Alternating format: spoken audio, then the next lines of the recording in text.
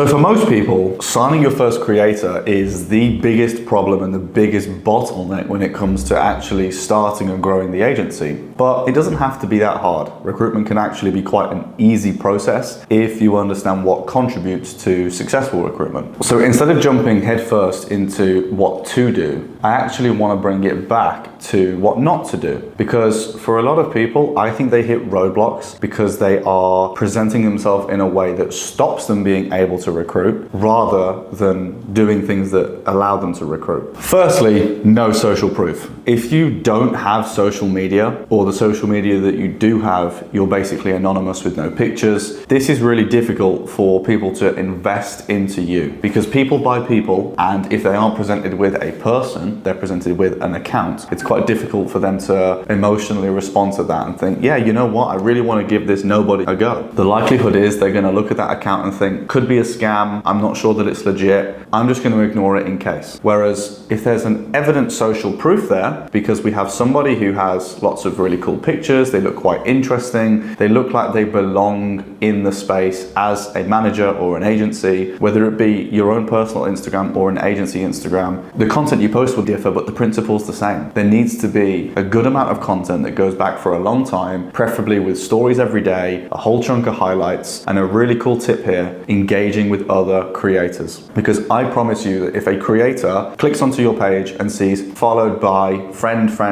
big creator, big creator, big creator, I can almost guarantee you that they'll give you the chance. Whether you fuck it up or not is down to you, but you will probably get that chance. Refrain from posting stock images, especially things like pictures of random girls in lingerie on an agency Instagram. And equally with your personal page, don't try and look like a pimp. Don't sit there smoking a cigar with this hand symbol, trying to look like Andrew Tate. Don't be a simp stood with your high school friends in a group photo. Don't be a pimp, don't be a simp, and don't be Andrew Tate, because it doesn't look great. So if you feel like you're well presented, then now we need to think about how we can actually go about attracting leads and finding leads. Of course, Instagram outreach is a solid option. In fact, it's an option that can be so cost effective that I would say it needs to be ran in the background regardless. It can be outsourced for $1, $2 an hour if you like it to be. Outsource it somewhere overseas and have somebody sit there on your Instagram DMing between 50 and 100 creators per day, asking them something simple and curiosity spiking that they're going to get back to. Just don't be a creep. Come across as professional, come across as approachable. Beyond that, we can actually get quite creative in the way that you structure your outreach. One of the best tips that you can take away from this video is diversifying your outreach. Attack the less saturated markets. Outreach on Reddit, outreach on Twitter, outreach on Telegram. Attack these markets that aren't necessarily being peppered with outreach 24/7. Because if you've seen an OnlyFans girl's Instagram page, she is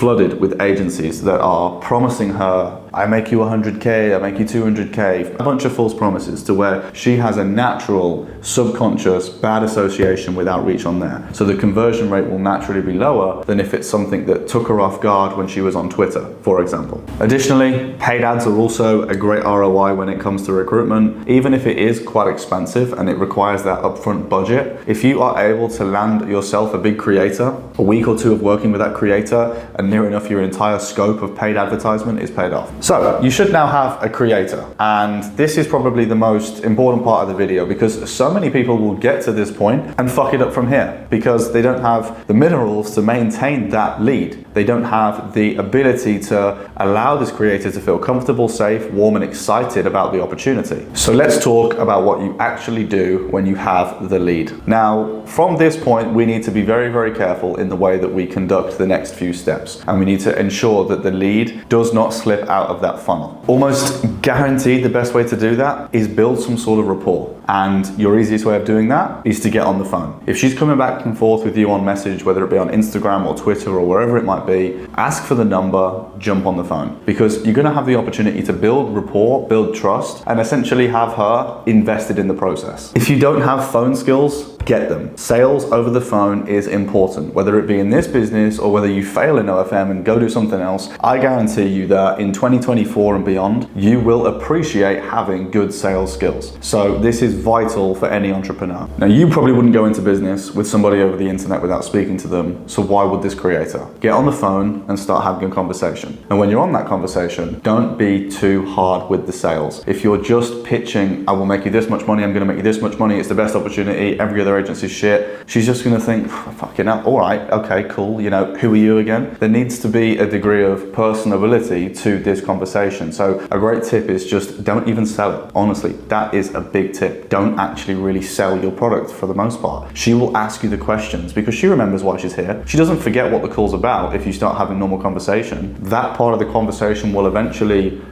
come into fruition anyway. So kicking it off with a little bit of general conversation, how was your day, what have you been up to this week, it goes a long way. And if you keep that conversation going, eventually she starts to let this guard come down and think, wow, this guy's normal, you know, this is cool. And she'll naturally be more forthcoming with her issues and queries. She'll naturally be more intrigued in your service and what you have to offer her. It's just gonna bode for a much, much better call if we have that ability to talk freely at the beginning. Now you might be thinking, why did I say don't sell your service?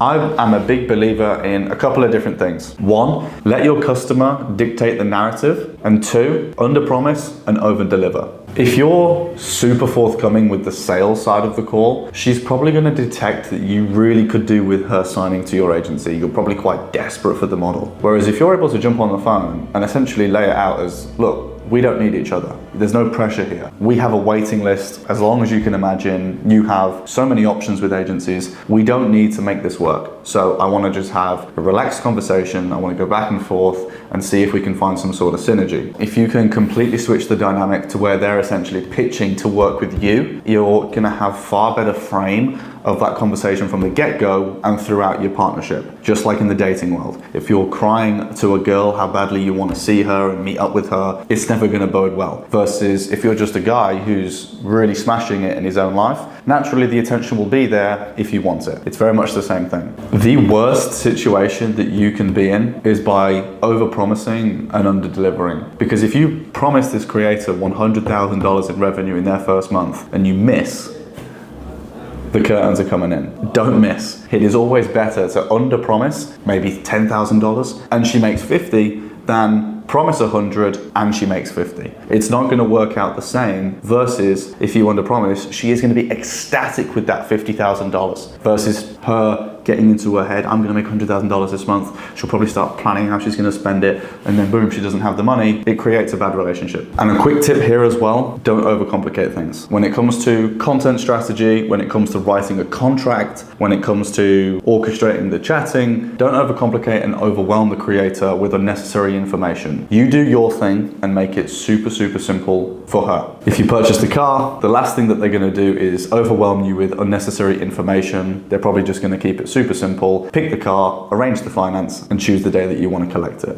Apply that same concept to working with a creator. So if that doesn't help you and you need additional information, then my Telegram's on the screen. Be happy to help.